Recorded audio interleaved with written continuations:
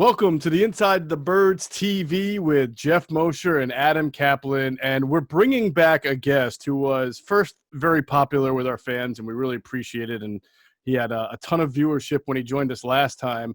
And I told him, I said at the end of the show, we're going to have to bring him back. I didn't think it was going to be this soon after week one, but we've got to bring him. He's here with us. He is former Lions quarterback and now one of ESPN's best NFL analyst, Dan Orlovsky. Welcome back to ITB TV, Dan. Let's probably share the same sentiments. I did not expect it this quickly or under these circumstances, I'm sure. But good to be back. Yeah, great to have you. And look, I mean, I think one of the things that really makes you stand out as an analyst is that a lot of people know and they've seen, whether it's on ESPN or our show, how much of a Carson Wentz fan you are and how much of a believer you are in him as a top quarterback. But you obviously were critical, like many people were, of his performance against Washington, and that just shows you how down the middle you can play it and see it. I guess what I want to start off asking you this, because you mentioned a couple of things when you were on ESPN about Carson's performance against Washington in the opener that stood out. You almost seem to tie in the fact that there was the quarterbacking element of holding on to the ball long or not getting rid of it, and B, just the mentality, right? The leadership of, you've got an offensive line out there that's hurting, and you've got to play it a little bit differently than you might normally play it. Which one, when you go through it, stuck out to you more from Carson? I would say the latter, the mentality of it, because that was something that I was so effusive in my praise of last year, right? Like, I've really kind of made it a point for people to understand that there's a very big difference between playing quarterback and throwing the football. And Carson was this guy for the first, couple years of his career that you'd watch him play and you go, man, like that's what it should look like. And then, last year presented itself, and, you watch this maturity happen where you go, I can't have it look like that, because that doesn't help my team win this game because of what's around me. And so, to watch last year and then to watch the second half was so disappointing and so head-scratching because of what he displayed last year. And I think the biggest thing was, when you are placed into that situation, which is a reality for a quarterback of, all right, I got nothing out here right now. Like, my guys are beat up and we're playing a dominant defensive front. They're going to get 3 or 4 sacks just because of that. That's going to happen. Those guys are better across the line of scrimmage in that moment. So you have to be darn sure that you don't give them another 1 or 2. I don't care if it's an incompletion. You're not giving them the one thing that they want. And just the mentality of kind of regression in that aspect was the one that struck me the most of, I can't believe what I'm seeing. Dan, when a quarterback is struggling like Wentz was last week, the following week, and they play the Rams this week, is there anything that coaches did when you played, or anything when you look at Carson, how would you approach getting him back on track against the Rams this week? Yeah, I mean, it starts on Monday, to be honest with you, Adam. Like, you start on Monday and you go, okay, let's watch the first half, because the first half was, really good, but did we get away with stuff? And then watch the second half and to see how much of what happened in the second half could you have controlled, not only as a quarterback, but as a play caller as well, right? So it starts a lot with just looking in the mirror, and then difficult conversations in those moments.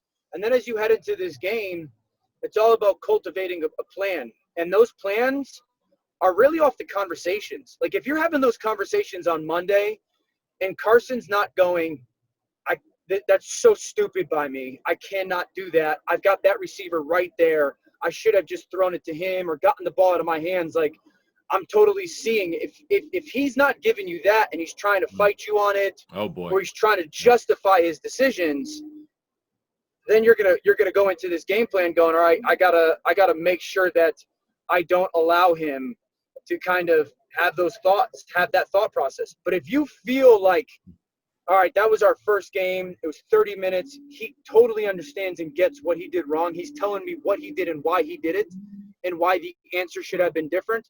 Then I think you go into this game understanding, getting him into a comfortable place early on. So what does that look like? I wouldn't keep him in the pocket one time in the first quarter. One time. I would get him outside of the pocket every single throw in the first quarter. Multiple ways you can do that. Nakeds. Nakeds mean that there's no one blocking as you come out of that play fake and, kind of turn that corner. There's no one blocking. So you could do nakeds where you kind of put him on the edge, and in a way, mentally, he's got to go fast. Like, he's got to go fast. He knows there's no help out front. Then there's bootlegs, where bootlegs are when you have blockers out in front. You come out of that fake, but you got some protection. Maybe you want to push the ball downfield a little bit more in that regard. Designed rollouts, where you're moving the quote-unquote spot he's going to throw from, the launch point he's going to throw from. You're not going to drop him back, so he's not holding on to it or scrambling. And 4 would be the screen game. And I would do a lot of that early on. I would not have a single throw from the pocket because I want to get him moving and I want to get him feeling comfortable. And then that's kind of a feel-it-out thing, having those conversations in between series. How are you feeling? You understand? I would do every single one of them away from 99, Aaron Donald. I would do all away from them. You got to know how the Rams are going to counter it. I would have an idea of how they're going to counter it. I think that they're going to – if I was the Rams – I'm going super deep into football right now. If I was the Rams, I would blitz from the field, and I would put Aaron Donald into the boundary. And so it would feel like the walls are caving in on you. So you got to be very conscious of how you're going to kind of plan for how they'll attack you. So it sounds like you're saying, Dan, you want the Rams should keep Carson Wentz in the pocket and not let him get out, and then try to attack him from both sides. Yeah, I mean, I think that's why I would bring pressure, from the field, meaning ball on the right hash. I'd bring it from the quarterback's left, because a lot of times when a quarterback feels that, you naturally start to drift to your right away from that pressure. And then I would put Aaron Donald into the boundary, the short side of the field, knowing I could get him, that quarterback, to drift into my best player. And so it's not necessarily a keep him in the pocket thing. It's force him to our best guy, force him to 99, who's a destructive force, like everyone knows, and not give him the opportunity to get away from him. Right. I want to remind our listeners that you should download the top-rated DraftKings Sportsbook app today and use code ITB for a special offer when you sign up. That's code ITB for a special offer when you sign up at DraftKings Sportsbook. I want to ask you about coaching, because we're talking about that a little bit. And Dan, there's always this kind of especially after a loss like this, kind of a debate among the fan base about whether it's really Carson's fault or really the coaching. Did they do enough to get him out of the pocket, as you're saying, or the short game, or attacking a team knowing that you're having a beat-up offensive line a little bit differently? When you watched the game, did you feel like, aside from just rollouts, that the game plan in general didn't do him favors, or do you still think that Carson could have adjusted to that game plan and played better? No, I think Carson could adjust it to the game plan and played better. Now, listen, they both are, quote-unquote, at fault. If you're going to praise both of them for, again, what happened last year, they both bear burden on what happened in week 1. But I went through those 8 sacks, and I could say 3 of them that I go, dang, Doug, why did you do that? Like, they pull a backside guard to block Chase Young one-on-one. Excuse me, Kerrigan one-on-one. Let's not do that. Like, we got other plays in our playbook. But then there's a sack where it's a screen pass, and Carson takes the sack. That's not on Doug. There's a naked where the defender is unblocked. That's not on Doug. Like, that's on the quarterback to make sure the ball gets out of his hands. The 13-yard sack in the third quarter, that's not on Doug.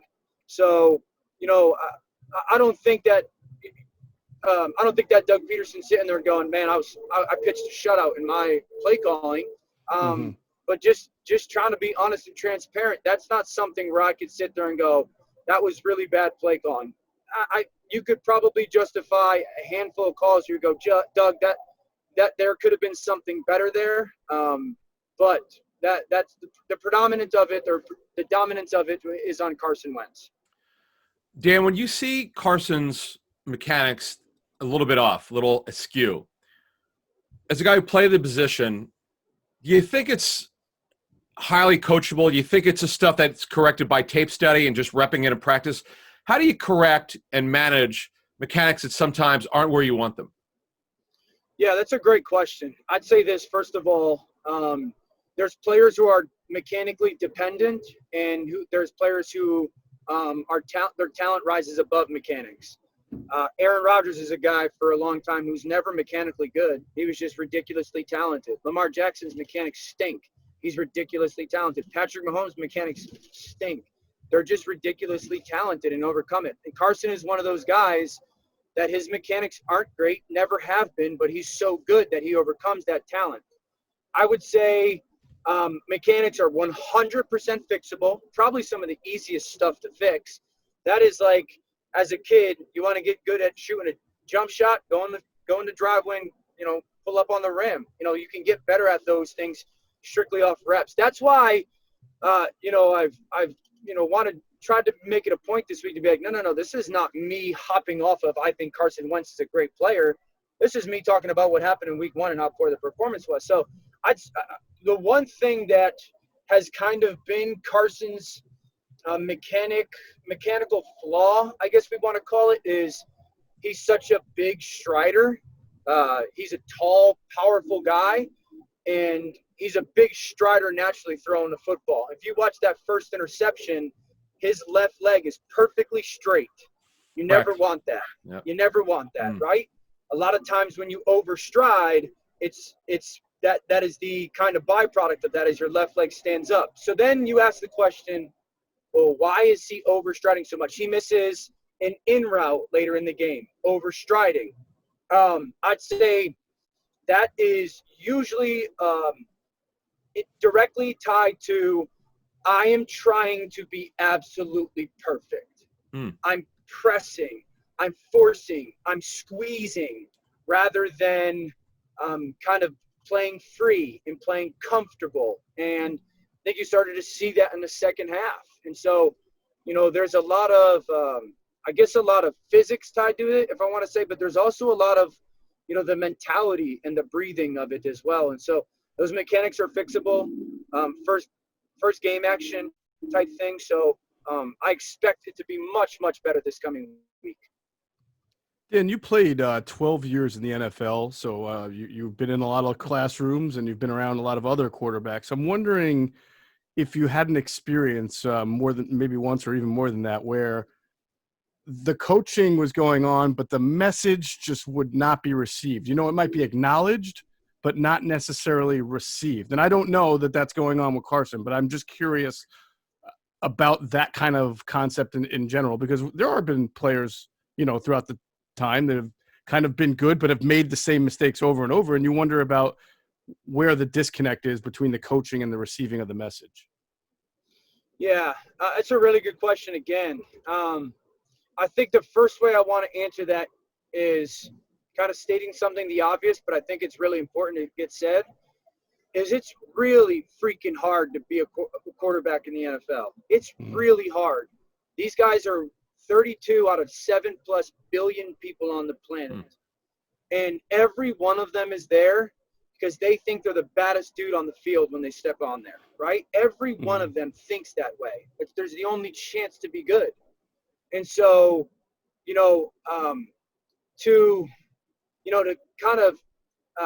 to be perfect with that, to walk that incredibly fine line of I can do anything, and sometimes realizing that that's not needed or not good in that moment.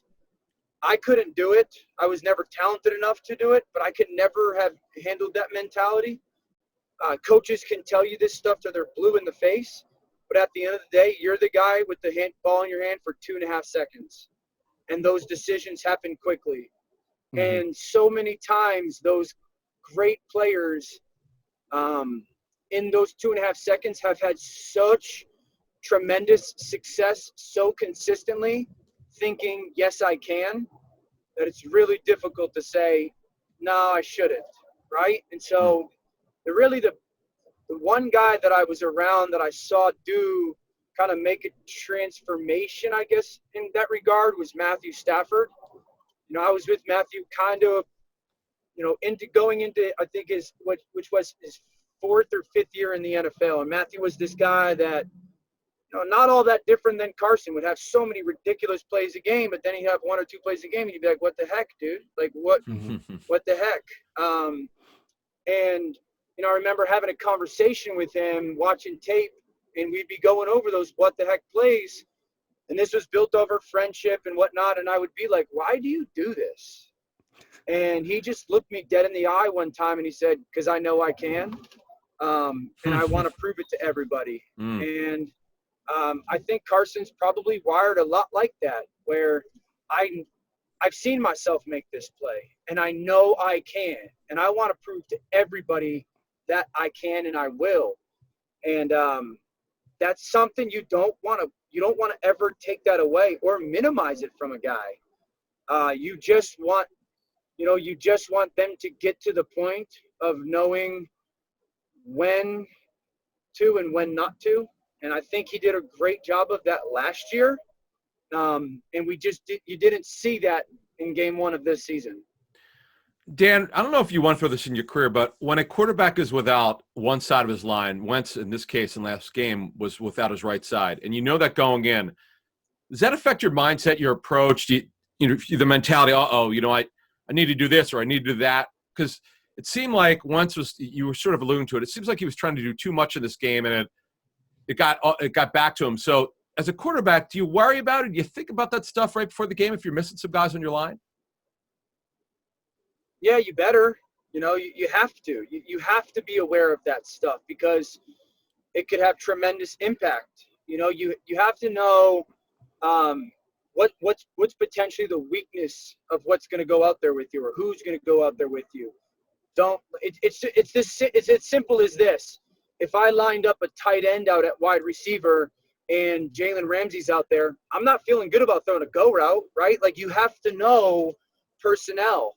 I think a lot of times it comes down to not necessarily what you have to do, but just to make sure of what you don't do, right? Like, you don't, okay, if I'm going to go into the game without the right side of my offensive line, well, don't hold on to the football a long time.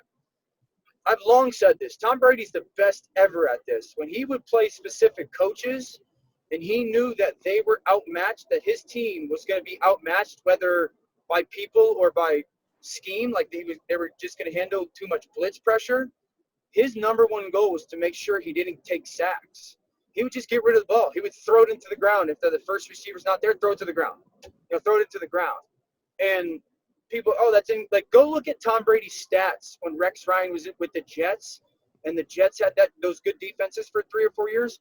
Brady never played well against them, but he won. And he won because he never gave the defense the power. And so I think that's one of those things, is knowing what you can't do, not necessarily, okay, we have to do this, because sometimes that's out of your control, right? Like, sometimes that's just out of your control. They get paid as well. So it's more about being aware of what you can't do. All right, I can't hold on to the football. I can't drift to my right. I can't take my eyes off of making sure I see everything there. I can't let those guys not know what the protection is or what their rules are. You have to know all those details 100%. All right, Dan, last one before we let you go. We've got Sunday's game between the Eagles and the Rams, and it's obviously, Carson Wentz being the number 2 pick from 2016, Jared Goff being the number 1 from that year. How do you compare and contrast these two guys? Yeah, I've been around Jared, and Jared's a good friend of mine, and obviously I believe in Carson. I think Jared is probably more of a natural thrower of the football and, just in the pocket, a better accurate player. Like, I think Jared's one of the more accurate guys sitting in the pocket. Carson Wentz is a better player. He's can carry his team more. He's a more electric player. He's way more of a creative player. He can overcome and cover up more of what's around him. I think that he's probably wired more intense than Jared. Jared has this really good ability to just not care about what just happened. That's why he can get really hot and really cold. He just doesn't. He's got this incredible ability to not have a memory. And so I think they're both really good players. Some have their strengths and some have their weaknesses, and their coaches kind of coach around that stuff. Both really good players. Awesome, Dan. We really appreciate it. Again, we're surprised to have brought you back so soon, but we heard what you said about Carson. Yeah. We wanted to tap into your mindset one more time. I do hope you'll still come join us, and I promise you, I won't ask you next week to come on and dissect Carson Wentz. Well, it's good to be with you guys again. Like I said, hopefully the city of Philadelphia is in a much happier place come Sunday. Mainly my brother-in-law. I need my brother-in-law to have a little bit better mojo, so the text messages don't seem so dreary when they get sent to me. So. All right. Well, we hope you have a great weekend then, and thanks for joining us again on Inside the Birds TV. I want to thank Dan. He's obviously a great analyst at ESPN and, of course, a former NFL quarterback. Remember, you can catch our Inside the Birds live pregame show at Goose Island Brewhouse and on YouTube, Twitter, and Facebook at 10 a.m. Adam Caplan, Geoff Mosher, Trey Thomas, Greg Cosell. It's a great group of them. We're looking forward to it. Thanks again, Dan. We'll talk to you again down the road. Thanks, guys. Take care. All right. That's good. Great. Thanks so much, man. Thank you. Sure. You got it, guys. I'll talk to you later, Adam. Enjoy. Thanks, man. See you. Have a good afternoon, guys. You too. See you. Thanks. Later.